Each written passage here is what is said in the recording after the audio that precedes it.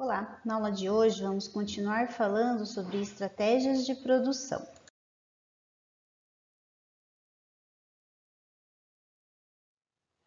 As quatro perspectivas da estratégia de produção são a perspectiva top-down, o que a empresa deseja que as operações façam, a perspectiva das exigências do mercado, que dizem o que o posicionamento do mercado requer que as operações façam.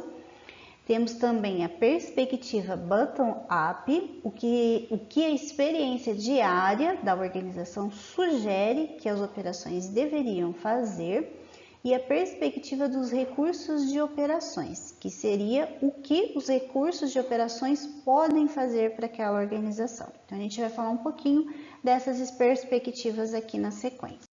Aqui podemos visualizar a identificação das estratégias na perspectiva top-down. Então, primeiro, parte-se das decisões e estratégias corporativas. Então, em que negócios que a organização deve estar, como que deve ser a alocação de fundos aos negócios, como administrar os relacionamentos entre os negócios diferentes. Então, as estratégias elas surgem do topo da organização para baixo. A partir dessas estratégias serão definidas as estratégias de negócio, ou seja, definir a missão do negócio, como por exemplo, metas de crescimento, retorno sobre investimento, metas de lucratividade, geração de caixa e, após isso, estabelecer os objetivos competitivos. E a partir daí são definidas as estratégias funcionais, que seria o papel de cada função dentro da organização, a tradução dos objetivos de negócios em objetivos funcionais, a alocação dos recursos de modo a se atingir esses objetivos funcionais e as prioridades relacionadas com a melhoria de desempenho. Então, citando essas estratégias, as decisões estratégicas para um exemplo, vamos imaginar que a empresa seja de serviços de impressão. Então, quais seriam as estratégias corporativas partindo do top-down? Seria especializar-se em negócio de embalagem. Então, foi definido pela corporação que essa empresa de serviços de impressão ela deveria se especializar em negócios de embalagem. Tornar-se um ator importante em todos os seus mercados. A partir daí, as estratégias de negócios ao consumidor seriam rápido crescimento e volume, um serviço rápido e economias de escala.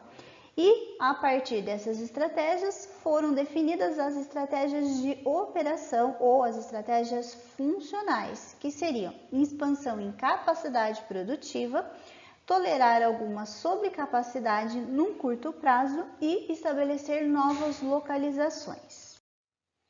Já aqui podemos visualizar a perspectiva bottom-up. Então, ela parte das estratégias operacionais para as estratégias corporativas.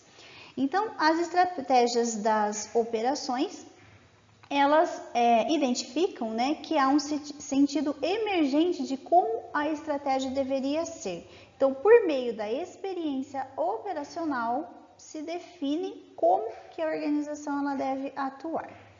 Então, aqui, por exemplo, o mesmo exemplo seria que há uma capacidade excedente que permite um serviço rápido. Então, a organização, as operações organizacionais identificaram que há uma capacidade excedente que permite um serviço mais rápido. Então, a partir daí, deve-se oferecer um serviço mais rápido ao cliente por um preço adicional. Então, a partir daí, foi definido essa divisão de serviço rápido na organização, ou seja, na corporação. Então, notem que aqui, partiu da experiência profissional em verificar o que a organização tinha de melhor, o que ela poderia oferecer, para que fossem estabelecidas essas estratégias corporativas.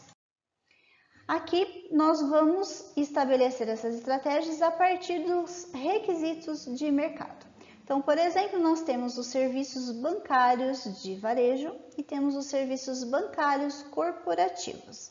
Então, em relação aos produtos, né, dos serviços de varejo, nós temos serviços financeiros pessoais, como, por exemplo, empréstimos e cartão de crédito.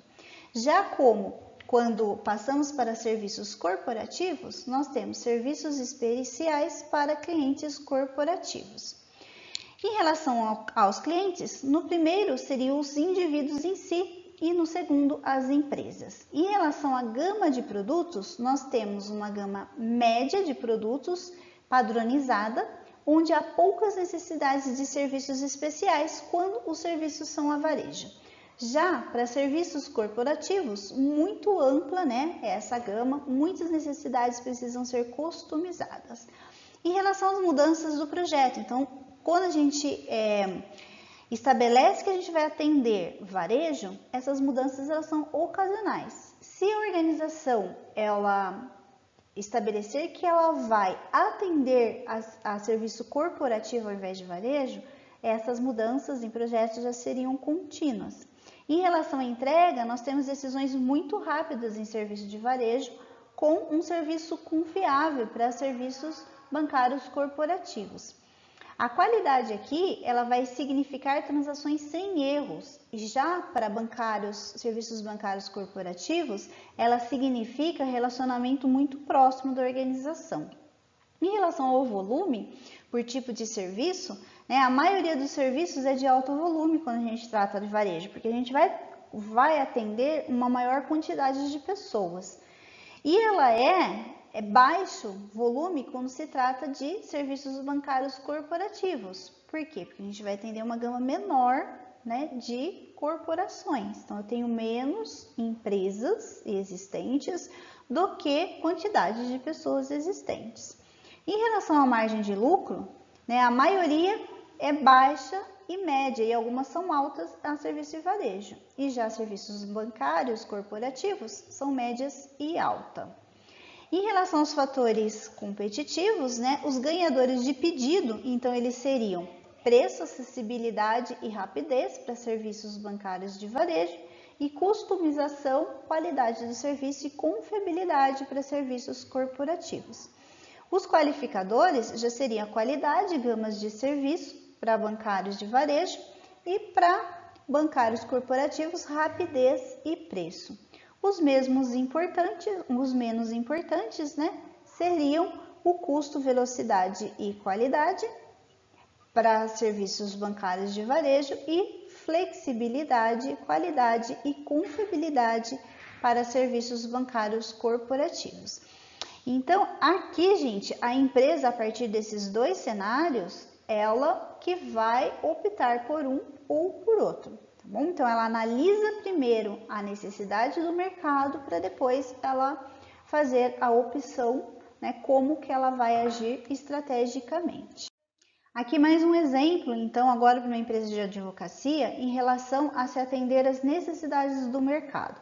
Então, eu identifico duas necessidades, que seriam serviços de rotina ou serviços especializados. Então, aí eu vou, baseado nessas características, determinar qual deles que a organização ou essa empresa de advocacia ela vai seguir, ela vai priorizar. Então, por exemplo, em serviços de rotina, eu tenho compras de propriedade, cobranças de dívida, onde os fatores ganhadores de pedido seriam o preço e a rapidez. Já os qualificadores, a qualidade, e os menos importantes, a customização, porque são serviços de rotina, são serviços que não são diferenciados. Já nesse caso, a empresa ela deve enfatizar o custo, a rapidez e a qualidade, ou seja, ela prioriza esses objetivos. Já se ela decidir atender serviços especializados, como por exemplo, transações de fusões e estruturação de empresas, os fatores ganhadores de pedido já estariam na qualidade do serviço prestado. Os qualificadores na variedade de habilidades, que já é o esperado pelos clientes, pois são serviços especializados. E os menos importantes seria a confiabilidade e a rapidez. Já nesse caso, os funcionários de operações eles devem enfatizar a qualidade de relacionamento, as habilidades legais e a flexibilidade. Então aqui, a gente pode visualizar os efeitos do ciclo de vida do produto e serviço nos objetivos de desempenho da organização. Então, nós vimos na aula passada, né, quais seriam esses ciclos de vida, e aqui a gente pode observar aí os efeitos do desempenho, dos objetivos de desempenho na organização. Então, aqui, ó, a gente tem a introdução do mercado, né, o crescimento em aceitação do mercado, a maturidade e as vendas niveladas, e depois o declínio à medida que o mercado torna-se saturado. Então, aqui, ó, os consumidores, nessa introdução, eles são inovadores, porque ainda não existe o produto, está sendo introduzidos. Já quando há o crescimento, eles são pioneiros, né? A maturidade, grande fatia do mercado já é atendida e quem compra esse produto no declínio, eles são considerados retardatários. Em relação aos concorrentes, na introdução do mercado tem poucos concorrentes ou nenhum concorrente.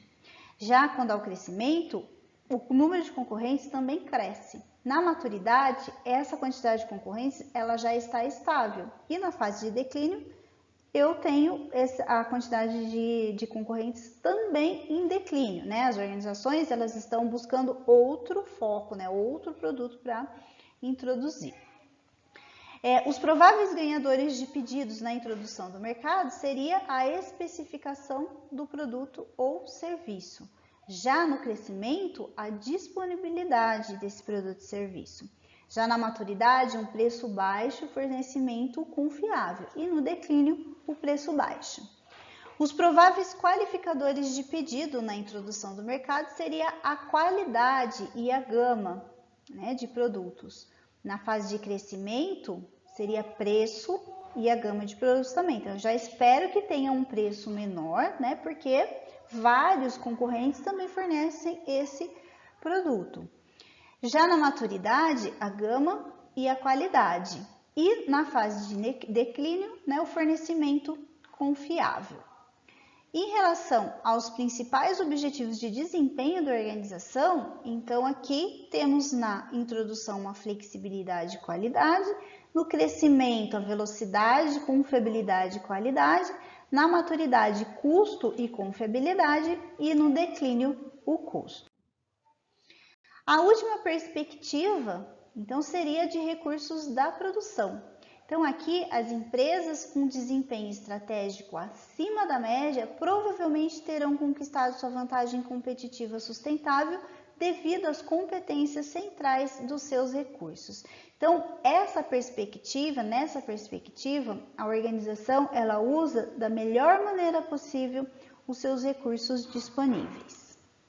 A forma com que as empresas herdam, adquirem ou desenvolvem seus recursos de produção, ela terá a longo prazo impactos significativos no sucesso estratégico dessa organização.